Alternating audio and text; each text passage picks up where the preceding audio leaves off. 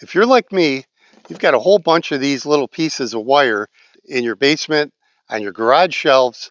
You don't know what to do with it. It's extra wire from finishing a job. I'm going to show you how to use pieces of this for a whole bunch of different things right here on the Everyday Man. This can really be used like rope, except you don't have to tie knots in it, and it's a whole lot stronger, and it'll stay where you put it. The first thing I'm going to show you is really handy for your gas can. If I just put this gas can on the floor of my trailer here, this could roll all over the place, right? Just take it like this, take your Romex, and figure out how much you need with a little bit extra, right about there. Now the nice thing about this is it cuts really easy, and it also twists really easy too. So all you do is put it in around anything like the beam here, and pull it tight and use the two pieces here to cross it. Now you can do that 2 or 3 times. That's all you need right there. This isn't going anywhere. So if you're going to put them in your pickup truck to go get gas in it, this is always a pain for me. I've got the elastic bungee straps, but you know what? Sometimes those straps, they don't work like they're supposed to. The hooks come apart or it stretches too far. I've actually had one where it stretched so far it tipped right over. This doesn't stretch. It's easy to put on and there's no knots. Check it out. Go through the loop. Every single pickup truck's got a way to fasten onto there, right? Put that on there, put it through the handle, and you're done.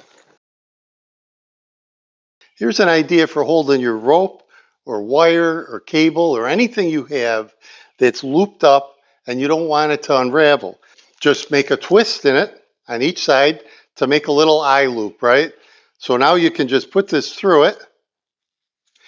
My pole barn is metal, but if you had a wood storage shed or a wood garage, you could put a screw into it and all you have to do is hang it on it.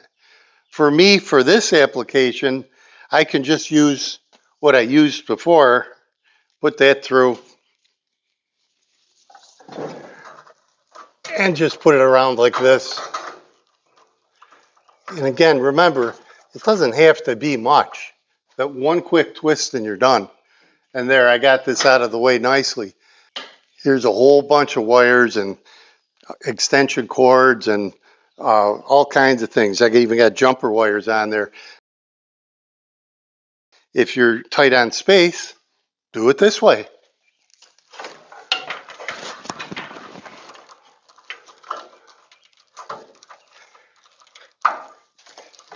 There you go.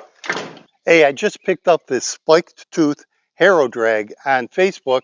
Here's two of the pieces. They're completely separate. And there doesn't seem to be any way to fasten these together, but using this, it's going to be a snap. All I do is pull that nice and close together. I'll take it right through here,